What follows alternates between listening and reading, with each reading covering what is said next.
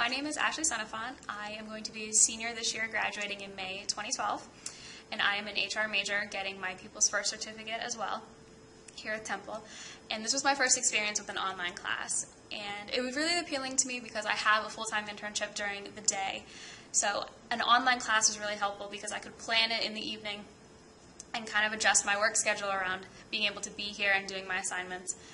But I actually wasn't expecting the level of interaction that was involved with the online class, because there were some in class in actual physical meetings and some online.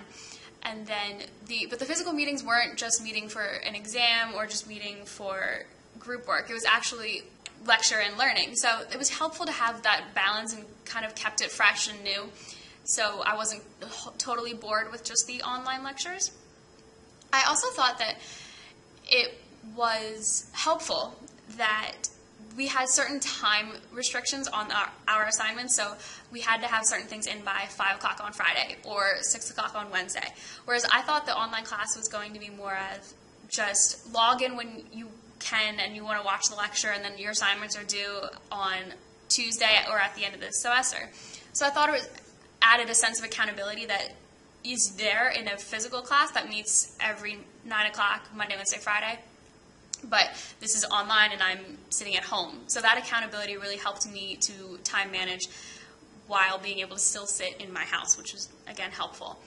I'm actually going to take an online GMAT prep course this coming fall.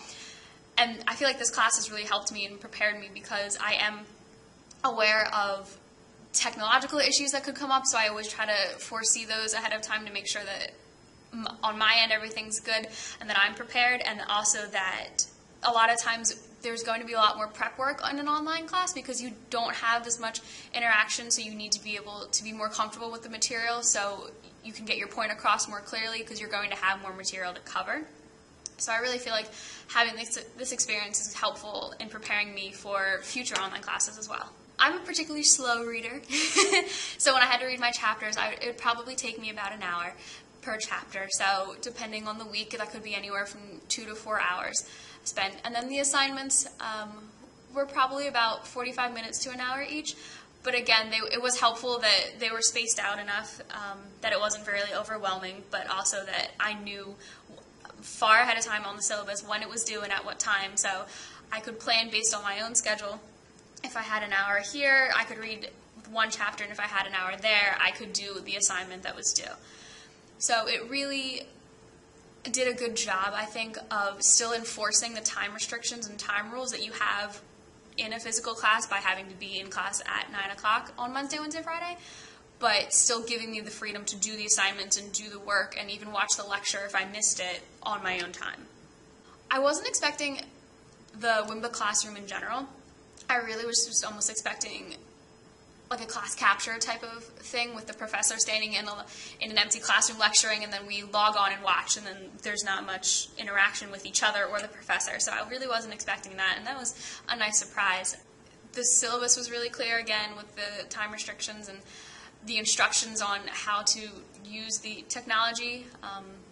I think being really receptive to technological issues is important, because a lot of times they really are out of people's control and they cannot help it. I also think that a suggestion would be having a backup plan if technology should fail, being able to turn things around really quickly and say, like, no, this isn't working, rather than troubleshooting for hours and hours and making people sit there and be bored and not paying any attention. Having a backup plan B that you can go into right away if something goes wrong is going to be really helpful for students and their level of engagement, because then they know that they have to do this, but then they can also have their time at night as well. Communication skills are key. In just interacting with students in general, I've found that some students check their email more often than others, and it's really important with an online class because that is your only means of communication, that people understand how important it is to check your emails and communicate that way, because electronically is the only way you have. So I picked up that skill, which is always something I can continue learning, is email communication and patience with that.